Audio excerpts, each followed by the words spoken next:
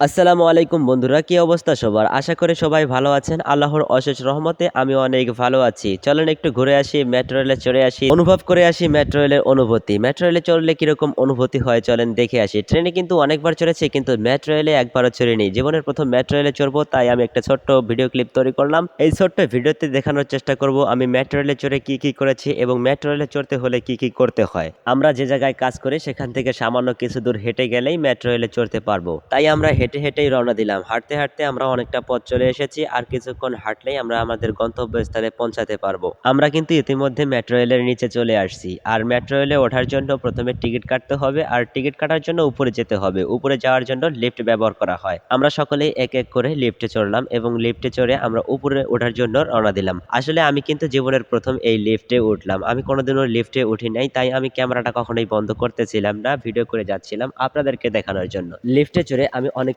Video করলাম এবং video করতে আমি চলে আসলাম উপরে। আর উপরে এসেই আমি লিফট থেকে নেমে গেলাম। ভাই ব্রাদার সকলেই লিফট থেকে নেমে গেল। লিফট থেকে নেমে আমরা সর্বপ্রথম যাচ্ছি টিকিট কেনার জন্য, কারণ মেট্রো রেলে চড়তে হলে আপনাকে সর্বপ্রথম টিকিট নিতে হবে, কারণ টিকিট ছাড়া আপনাকে মেট্রো রেলে ঢুকতে দেবে না। আমরা সর্বমোট 7 জন এসেছি, 7 জনের 7টা টিকিটের প্রয়োজন, তাই আমরা ভিতরে ঢুকতেছিলাম টিকিট নেওয়ার জন্য। ভিতরে ঢুকে দেখি আসলে সেখানে ক্যামেরা এলাও ছিল না, তাই আমি ক্যামেরা দিয়ে ভিডিও করতে পারিনি। টিকিট কাটা পর্যন্ত আমার ক্যামেরা অফ ছিল। টিকিট পাওয়া মাত্রই আমি ক্যামেরা চালু করে দিলাম। আমরা 7 জন 7টা টিকিট নিয়ে নিলাম। যে যার মতো টিকিট নিয়ে আমরা উপরে চলে আসলাম। উপরে এসেই আমি স্টেশনের ভিউটা নিলাম, আর ভিউটা ছিল অসাধারণ। আমরা সকলে অপেক্ষা করতেছিলাম কখন ট্রেন আসে, আর অপেক্ষা করতে আমাদের ট্রেন চলে আসে। ট্রেন চলে আসলেও কিন্তু আমাদের অপেক্ষার প্রহর শেষ হয় না, কারণ ট্রেন থামবে, তারপরে গেট খুলবে, তারপর আমরা ভিতরে প্রবেশ করব। ট্রেন ইতিমধ্যে থেমে গেছে, তবে গেটটা খুলেনি। গেটটা খুলে গেল। এখন আমরা দেখেন এত জ্যাম জটের মধ্যে ধাক্কাধাক্কি করে আমরা ভিতরে প্রবেশ করলাম। ভিতরে এত পরিমাণের জ্যাম ছিল যে বলার বাইরে। এত পরিমাণের জ্যামের ভিতরেও আমি আমার ক্যামেরা বন্ধ করিনি, আমার ক্যামেরাটা চালু ছিল। ভাই ব্রাদার সকলেই খুশি, ট্রেনের টিকিট দেখাচ্ছিল আমাকে। আর ইতিমধ্যে ট্রেনটা ছেড়ে দিয়েছে। ট্রেনটা ছাড়ার পর বাইরের দৃশ্যটা ছিল এরকম। ট্রেনের গতি আস্তে বাড়তেছিল আর আমাদের ভালো লাগা কাজ করতেছিল। আর আপনাদেরকে তো বলাই হয়নি আমরা মেট্রো রেলে চড়ে যাচ্ছি কোথায়। আমরা মেট্রো রেলে চড়েছি আগারগাঁয়ে, আর আগারগাঁ থেকে সরাসরি যাচ্ছি শাহবাগ। ট্রেন চলতে আমরা কিন্তু আমাদের গন্তব্যস্থলে চলে এসেছি। আমরা ট্রেন থেকে নেমে পড়লাম। ট্রেন থেকে নামার পর আমি আশেপাশের দৃশ্যগুলা ভিডিও করতেছিলাম। ভিডিও করতে